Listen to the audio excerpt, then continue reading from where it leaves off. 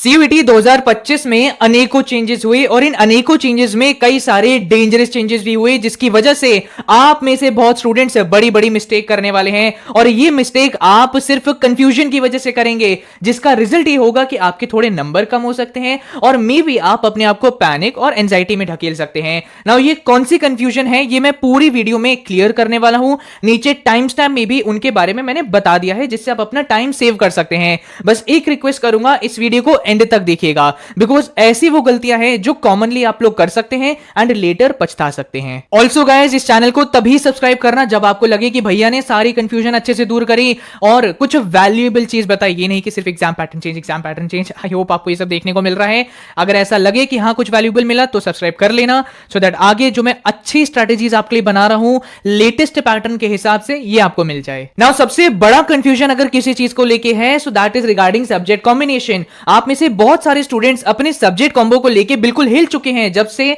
UGC ने आपको allow कर दिया है कि आप सीयूईटी में कोई भी सब्जेक्ट का एग्जामिनेशन दे सकते हैं। मतलब ऐसे सब्जेक्ट का भी आप एग्जाम दे सकते हैं जो आपके 12th में नहीं था। तब से लेके बच्चे बहुत कंफ्यूज हैं और अपने सब्जेक्ट कॉम्बिनेशन में गलतियां करते जा रहे हैं। मैंने आपको बोल रखा था मैं इस टॉपिक पर एक अलग वीडियो लेके आऊंगा, बट मेरे लिए एक अलग वीडियो और उसके व्यूज मैटर नहीं करते। मेरे लिए मैटर करता है कि आपका जो एक साल है जो इस पर टिका हुआ है वो सही से जाना चाहिए, वो वेस्ट नहीं होना चाहिए। सबसे बड़ा कंफ्यूजन है उन स्टूडेंट्स को जो स्ट्रीम चेंज करना चाहते हैं कि भैया मैंने अपनी 11वीं 12वीं में साइंस स्ट्रीम ले रखी थी, मुझे पसंद नहीं आ रही और मैं ग्रेजुएशन में बीए करना चाहता हूं। अच्छा भैया, अब आप बीए करना चाहते हैं तो अब आपको क्या डोमेन्स लेने हैं, इसको लेके आप कंफ्यूज हैं। देखो गाइस, जब से एनटीए ने ये नया चेंज लागू किया है ना कि आप कोई भी सब्जेक्ट चूज कर सकते हैं, यहां पे मेरा आपको रिकमेंडेशन होगा कि आपको अब अपने डोमेन्स चेंज कर लेने चाहिए। मतलब आप अपना बोर्ड एग्जामिनेशन साइंस के सब्जेक्ट्स का दीजिए, लेकिन सीयूईटी में आप ह्यूमैनिटीज के डोमेन्स लीजिएगा, क्योंकि ह्यूमैनिटीज के डोमेन्स स्कोरिंग होते हैं, अच्छे नंबर आप ले पाएंगे एंड तभी जाके आप बीए के कट ऑफ पार कर पाएंगे। पहला कंफ्यूजन ये क्लियर हुआ। सेकेंडली, अगर आप कोई स्ट्रीम चेंज नहीं करना चाहते तब भी बच्चे कंफ्यूज हैं कि मेरा क्या सब्जेक्ट कॉम्बिनेशन रहना चाहिए। सबसे सही सब्जेक्ट कॉम्बो क्या है ये मैं आगे लास्ट में बताऊंगा, बट एक चीज बोलूंगा, अब आपको अपने डोमेन चेंज करने की जरूरत नहीं है अगर आप स्ट्रीम चेंज नहीं कर रहे हैं। इसी के साथ साथ कई ऐसे भी बच्चे हैं जो अब मैथ्स का एग्जाम भी सीयूईटी में देना चाहते हैं। जैसे कई सारे बड़े अच्छे कोर्सेज हैं जैसे इको ऑनर्स, जिसके अंदर फ्यूचर अपॉर्चुनिटीज दिखती हैं, लेकिन हमारे पास ह्यूमैनिटीज था, कॉमर्स था, लेकिन हमने मैथ्स नहीं ले रखा था, तो इसकी वजह से आप इको ऑनर्स दे नहीं सकते थे क्योंकि इको ऑनर्स में मैथ्स कंपलसरी है। लेकिन जब से ये चेंज हुआ है तब से आप सीयूईटी में मैथ का एग्जाम देके इको ऑनर्स में भी एडमिशन ले सकते हैं। तो आप एक बार अच्छे से अपने आप को एनालाइज करिए, क्या आप इको ऑनर्स ले सकते हैं, क्या आप इको ऑनर्स की पढ़ाई कर सकते हैं। बिकॉज इकोनॉमिक्स सिर्फ इंडियन इकोनॉमी नहीं है, इको ऑनर्स बच्चों के रिव्यू के हिसाब से ये पूरा एक मैथ्स ऑनर्स की तरह लगता है। तो अगर आप सच में इको ऑनर्स करना चाहते हैं तो ही अपने कॉम्बिनेशन में मैथ्स लीजिएगा। दिमाग में कंफ्यूजन मत रखना कि मैं इको ऑनर्स भी करूंगा, ये भी करूंगा, वो भी करूंगा, तो चलो मैथ्स ले लेता हूं। मैथ्स आपको परेशान कर सकता है। सच में इको ऑनर्स करना चाहते हो तो मैथ्स रखना, अदरवाइज हटा देना।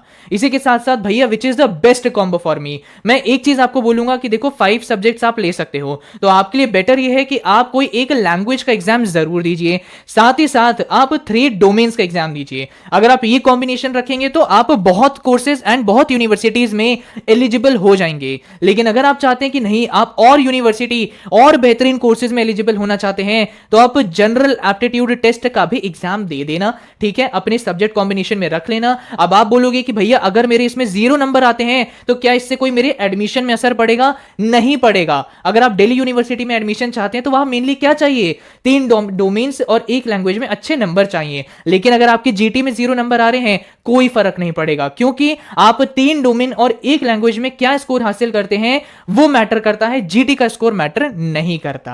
सो मेरा आपको रिकमेंडेशन होगा कि आप अपने कॉम्बिनेशन में जी80 रख सकते हैं, उसकी एक बेसिक सी पढ़ाई कर सकते हैं एंड आपके लिए और बहुत कोर्सेज, बहुत यूनिवर्सिटीज ओपन हो सकती हैं। ऑल्सो गाइज, मैं आप सभी को बताना चाहूंगा कि पीडब्ल्यू ने आपकी डिमांड को सुन लिया है। आप में से बहुत स्टूडेंट्स ये चाहते हैं कि देखो यार, मुझे डोमेन्स के लिए ना अपने आप से मैं प्रिपरेशन कर लेता हूं, लेकिन सीयूईटी की लैंग्वेज और जीटी के लिए मुझे कोर्स की जरूरत है, कहीं मिलता ही नहीं है। सारे कोर्सेज में डोमेन्स दे देते हैं मुझे, जबकि जरूरत ही नहीं है। तो पीडब्ल्यू एक ऐसा कोर्स अपने आपके लिए लॉन्च किया है जिसके अंदर आपको जीटी एंड लैंग्वेज ही पढ़ाया जाएगा। इस कोर्स की लैंग्वेज इंग्लिश लैंग्वेज रहेगी, मतलब हिंदी इंग्लिश दोनों में पढ़ाया जाएगा। इस पर्टिकुलर कोर्स के अंदर पूरा सिलेबस कवरेज रहेगा, रिकॉर्ड होंगे लेक्चर्स, डेडिकेटेड फैकल्टीज हैं, PDF notes and daily practice papers आपको मिलेंगे और इसमें स्केड्यूल्ड रहेंगे आपके टेस्ट। इस पूरे कोर्स का प्राइस है 1499, लेकिन आपको ये प्राइस पे नहीं करना, मेरा coupon code that is KM100 इसको अप्लाई कर दीजिएगा, 100 रुपए का डिस्काउंट मिल जाएगा।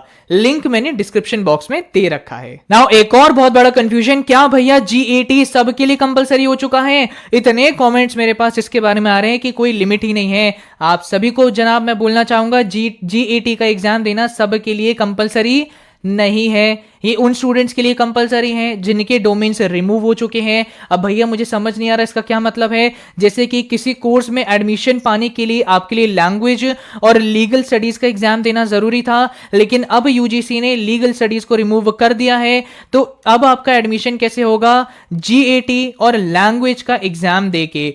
ये पॉलिसी अभी बनी है, इसके बारे में और डिटेल्स जनवरी तक रिलीज होंगी। लेकिन एक चीज मैं बोलूंगा, जिनके डोमेन्स अभी भी जिंदा हैं, मतलब जिनके डोमेन्स रिमूव नहीं हुए, आपके लिए GAT कंपलसरी नहीं है, तो चिंता मत करो। नाउ एक और चीज जिसको लेके बहुत स्टूडेंट्स परेशान हैं, दैट इज कि भैया इस बार तो एग्जामिनेशन CBT मोड में होगा, हमें तो इसका कोई एक्सपीरियंस ही नहीं है। बेटर था यार OMR पे जो पहले हो रहा था वही चलता रहता। एक चीज मैं आप सभी को बोलना चाहूंगा कि OMR एक ऐसी शीट होती है जिसमें आपको बिल्कुल फोकस्ड रह के ऐसे गोले भरने होते हैं। हमें नहीं पता होता, जल्दबाजी रहती है। कई बार बच्चों के साथ हुआ है, गलती से पेन ऐसे चल गया। एक बार ऐसा हो गया ना गाइस, तो मशीन जो आपकी OMR रीड करती है वो इस पर्टिकुलर चीज को रीड नहीं करेगी, क्योंकि आपका गोले से बाहर चला गया है और बेफालतू में आपके जो नंबर हैं 5 ये चले जाते। लेकिन CBT में क्या होगा मैं आपको दिखा देता हूं।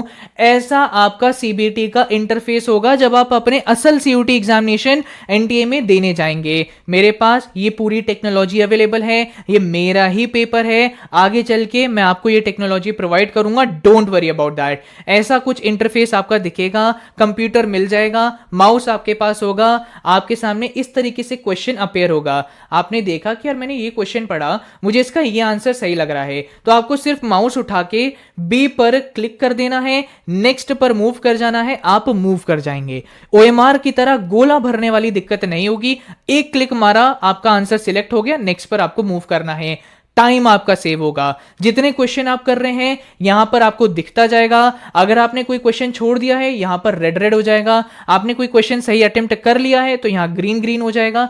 ये चीज भी आपको यहां पे पता चलती रहेगी। इस तरीके का इंटरफेस आपका होता है। यहां कहीं कोने पर एक घड़ी भी चलती रहेगी, 60 मिनट्स यहां पे आपको दिखते रहेंगे। 60 मिनट था, अब 59 हो गया, 58 हो गया, तो यहां टाइमर भी चलता रहेगा।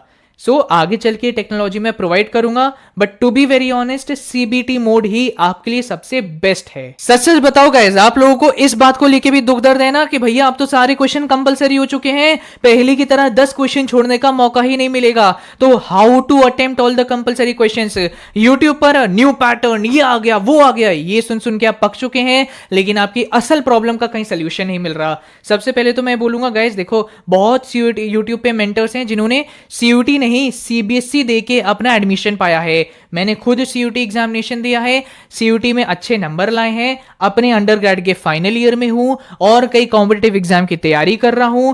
आपकी परेशानियों को समझ सकता हूं। यहां पर इस चैनल पर CUT के अगर आप बच्चे हैं तो आपको आपके CUT प्रॉब्लम्स के जेन्युइन सोल्यूशन यहां मिल जाएंगे।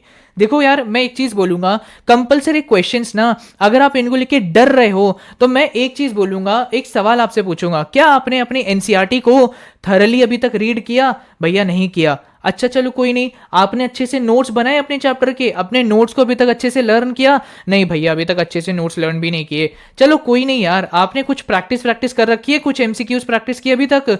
नहीं भैया, कोई प्रैक्टिस भी नहीं करी। चलो कोई नहीं। आपने कुछ एलिमिनेशन मेथड्स देखे?